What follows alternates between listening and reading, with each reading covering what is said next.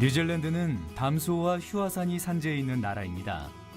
화산 활동으로 인해 땅이 비옥해져서 생물이 살기에 이상적인 환경이 되었죠.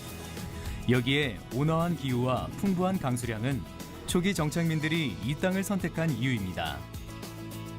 바로 그들이 꿈꾸던 농지였습니다. 얼마 안 있어 뉴질랜드의 양털과 곡식은 해외로 수출되기 시작했습니다. 양고기는 1882년에야 비로소 냉장선에 실려 수출되기 시작했지만 뉴질랜드는 곧 세계 최대의 양고기 수출국 중 하나가 되었습니다. 그로부터 130여 년이 지난 오늘날 뉴질랜드 인구는 약 450만 명으로 증가했습니다.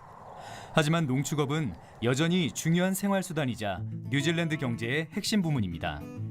뉴질랜드의 농촌 인구는 지금도 1920년대 수준을 유지하고 있고 농축산업 종사자 수 역시 지난 30년 동안 그대로입니다. 가축 사육도 수 역시 증가했습니다. 3,400만 마리 이상의 양과 400만 마리 이상의 소가 뉴질랜드 국토의 반에 해당하는 면적에서 6만 축산 농가에 의해 사육되고 있습니다. 이렇게 해서 매년 수출되는 양고기의 양은 35만 톤 이상이며 이는 전 세계 양고기 교역량의 55%에 해당합니다. 뉴질랜드에서 생산된 양고기의 95%가 해외로 수출되고 이는 전 세계 양고기 수출량의 75%를 차지합니다. 이 밖에도 뉴질랜드는 양털 14만 톤과 소고기 및 송아지 고기 생산량의 85%도 해외로 수출합니다. 다시 말해 매년 40만 톤의 뉴질랜드 소고기가 세계 시장에서 소비되고 있다는 뜻이죠. 축산 농가에 대한 뉴질랜드 정부의 지원은 1984년에 중단됐습니다. 그 후로 뉴질랜드 축산 농가들은 해외 시장의 요구에 발맞추려고 노력하는 동시에 과잉 생산을 줄이고 수익성 낮은 토지 사용을 중단하기 시작했죠. 그 결과 효율성이 높아지면서 뉴질랜드 축산 농가들은 세계적인 경쟁력을 갖추게 됐습니다. 제 생각에는 정부가 지원을 중단했기 때문에 뉴질랜드의 축산 농가들이 확실한 목표를 세우고 생산성을 향상하게 된 것 같습니다. 상품을 통해 얻는 이익이 전적으로 시장에 달려있다면 당연히 그 이익을 최대화하는 데 집중하게 되니까요. 지난 20-30년 동안 축산 농가들의 생산 방식은 많은 변화를 거쳤습니다. 시장이 원하는 상품을 생산하고 가축을 최대한 효율적으로 사육하기 위해서죠. 우리는 생산성을 향상하기 위한 방법 개발에 집중했습니다. 뉴질랜드는 소고기 생산량의 85%와 양고기 생산량의 95%를 수출합니다. 즉, 해외 시장에 대한 의존도가 굉장히 높다고 볼 수 있죠. 그래서 우리는 소비자들의 요구를 파악하고 그 요구에 부응하기 위해 오랫동안 노력해왔습니다. 올해는 영국의 양고기를 수출하기 시작한 지 130년째 되는 해입니다. 해외 시장에서 뉴질랜드 양고기는 높게 평가받고 있으며 우리 양고기 생산 방식과 품질에 대한 소비자들의 극찬이 이어지고 있습니다.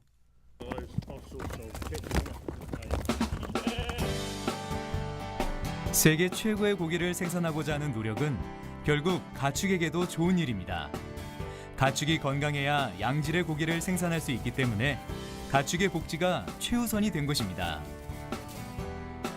이를 실천하기 위해 뉴질랜드는 세계에서 가장 엄격한 동물 복지 규정을 적용하고 있습니다. 축산 농가들은 가축을 돌보고 최고급 소고기와 양고기를 생산하기 위해 지켜야 할 기본 윤리사항과 더불어 이 복지 규정 또한 충실하게 준수하고 있습니다.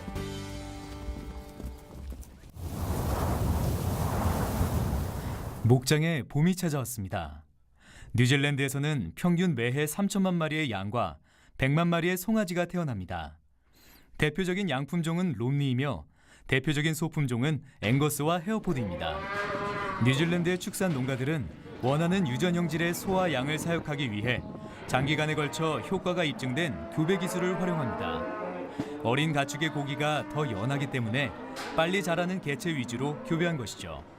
생식력과 질병에 대한 면역력 또한 선택 가능하게 되었습니다.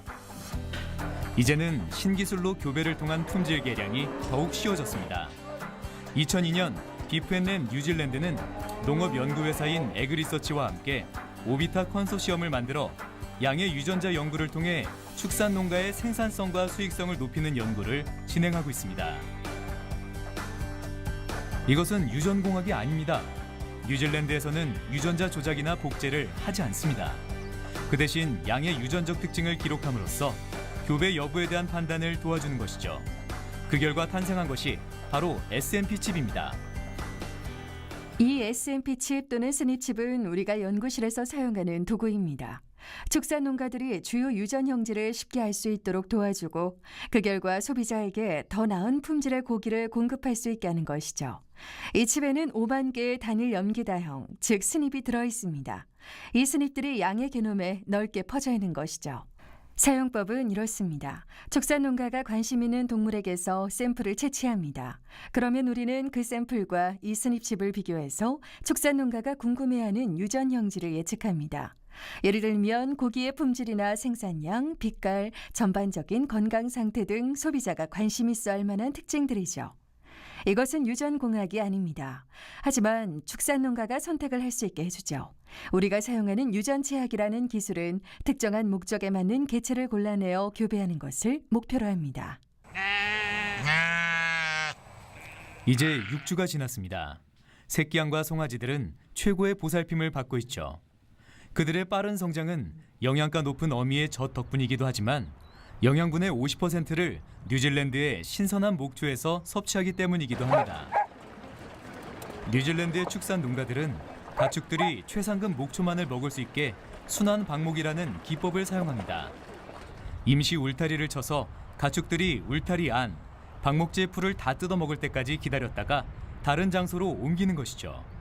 이렇게 계속해서 가축들을 이동시킴으로써 목초는 다시 자랄 시간을 갖게 되고 가축들은 1년 내내 신선한 풀을 뜯을 수 있습니다. 이 방법을 사용하면 가축들은 영양가 풍부한 식사와 충분한 실외 운동을 할 수 있어 더욱 건강해지고 결국 더 좋은 육질로 이어집니다. 이렇게 목초가 중요하다 보니 축산 농가들이 목초지를 쉽게 관리할 수 있도록 도와주는 컴퓨터 프로그램이 개발되었습니다. 이 관리 프로그램은 토지와 관련된 데이터를 분석하여 비료를 얼마나 사용해야 하는지 알려줍니다. 이 프로그램은 지나친 비료 사용과 비료가 수로로 유실되는 것을 방지합니다. 뉴질랜드는 계절에 따른 기후변화가 심하지 않기 때문에 가축들이 겨울 동안 축사에서 키워지거나 곡물 사료를 먹을 필요가 없습니다. 이렇게 풀만 먹고 자란 가축의 고기는 지방 함량이 낮고 필수 영양소가 더욱 풍부합니다. 뉴질랜드의 가축들은 모두 목초지에서 풀을 뜯어먹고 자라기 때문에 체지방량이 적습니다. 또 지방의 종류도 건강에 좋은 지방이죠. 적은 양의 고기에 정말 많은 영양소가 들어있습니다. 양질의 단백질에 철분과 아연의 함량도 높죠. 철분과 아연은 우리의 건강과 체력에 꼭 필요한 영양소입니다. 철분에는 햄철과 비햄철이 있는데 육류에는 특히 햄철이 풍부합니다. 시금치 같은 녹색 채소에서 얻는 철분보다 5배에서 10배나 많은 철분이 들어있습니다. 이 밖에도 육류를 통해서만 섭취할 수 있는 비타민 B12는 물론 기름진 생선에 많은 것으로 알려져 있는 오메가3도 다량 함유되어 있습니다. 뉴질랜드의 가축들이 넓은 목초지에서 풀을 뜯어먹고 자라기 때문에 오메가3의 함량이 높은 것이죠. 오메가3는 우리의 심장과 뇌, 눈 건강에 아주 좋습니다. 한마디로 말해 뉴질랜드 고기는 종합 선물 세트와도 같습니다. 한 가지 식품을 먹는 것만으로도 이렇게 많은 영양분을 섭취할 수 있으니까요. 이렇게 품질 좋은 고기를 생산하려면 엄격한 기준에 따라 가축들을 사육해야 합니다. 뉴질랜드는 가축들이 세계 최고 수준의 관리를 받도록 하는 법령을 갖추고 있습니다. 이 법령은 먹이, 물, 쉼터 같은 기본적인 점부터 혹독한 날씨에 대한 대비책과 가축의 건강 관리를 아우르는 많은 지시사항을 담고 있습니다.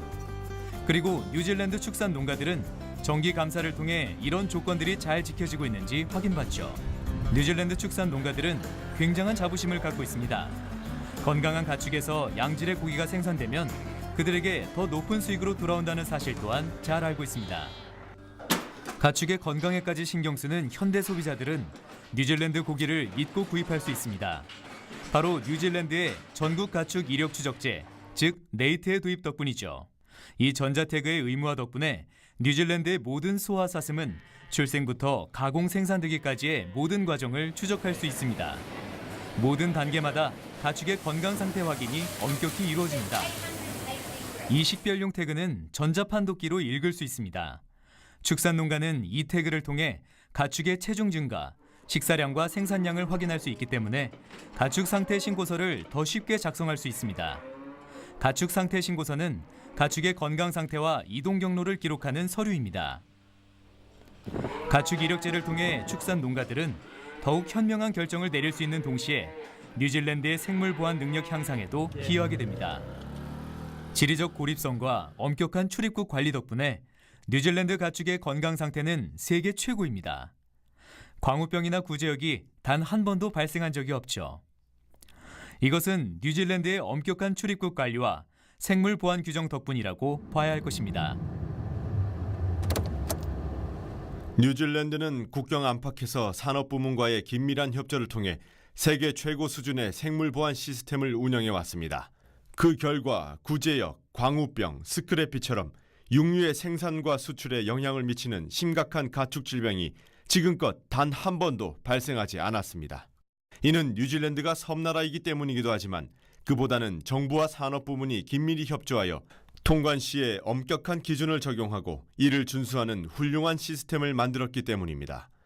소와 양을 비롯한 뉴질랜드의 모든 가축들은 목장에서 목장으로 혹은 경매장이나 가공장으로 옮길 때 반드시 가축 상태 신고서, 즉 ASD를 지참해야 합니다.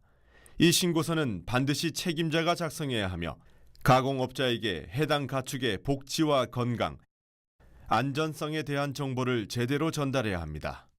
그 결과 가공업자는 자신의 상품이 뉴질랜드 국내 유통 및 해외 수출 요건에 부합한다는 사실을 확인할 수 있습니다.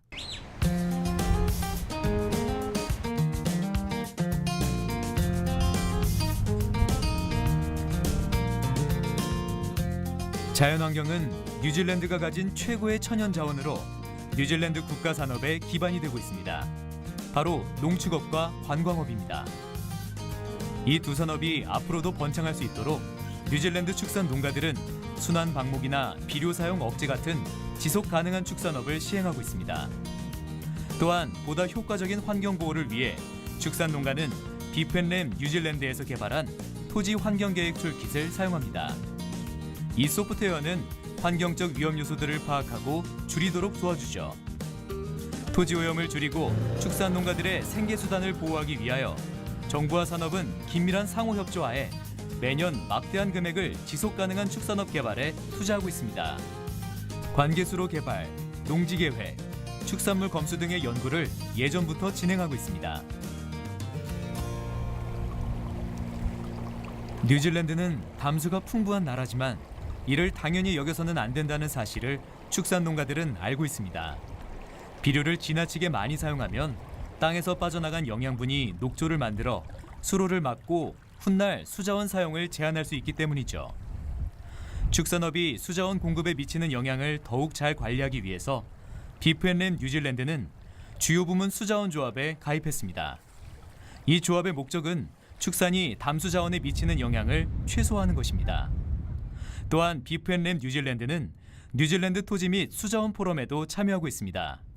담수자원 사용자들과 환경단체 대표들, 그리고 뉴질랜드 원주민인 마오리족 또한 이 포럼에 참여합니다. 육류 생산이 환경에 미치는 영향은 뉴질랜드 안에서 끝나지 않습니다.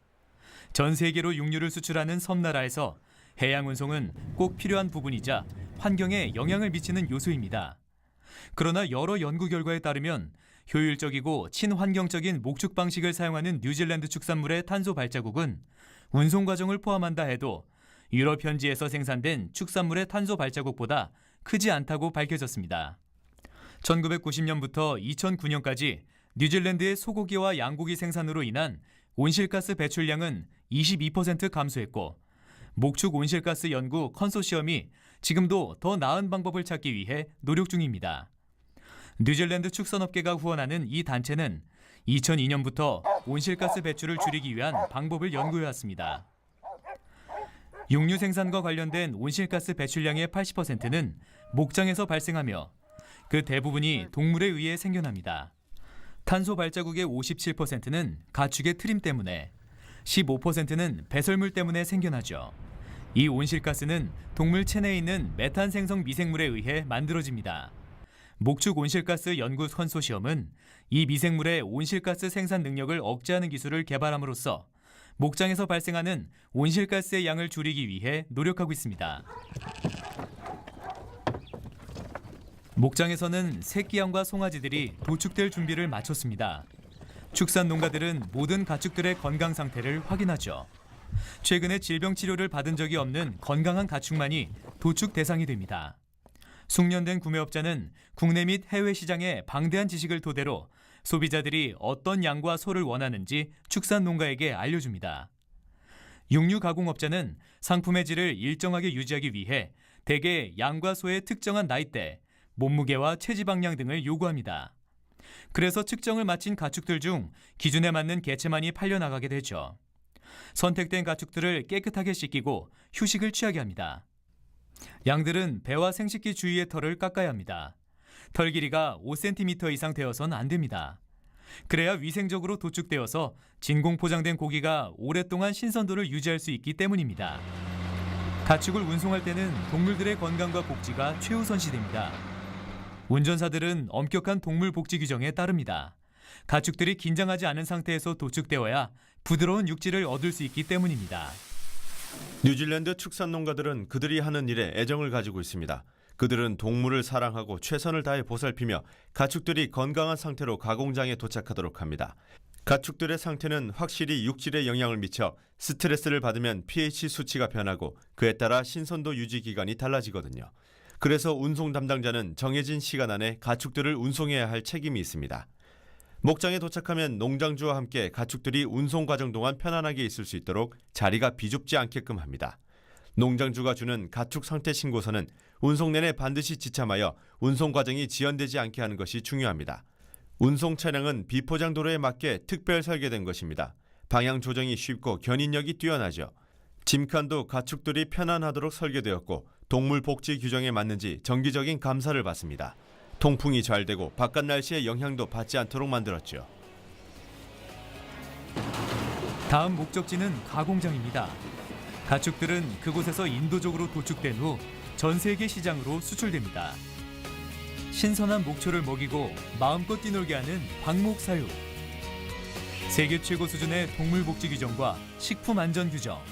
이 모든 것이 레스토랑이나 슈퍼마켓에서 세계 최고의 뉴질랜드 소고기를 선보일 수 있는 이유입니다.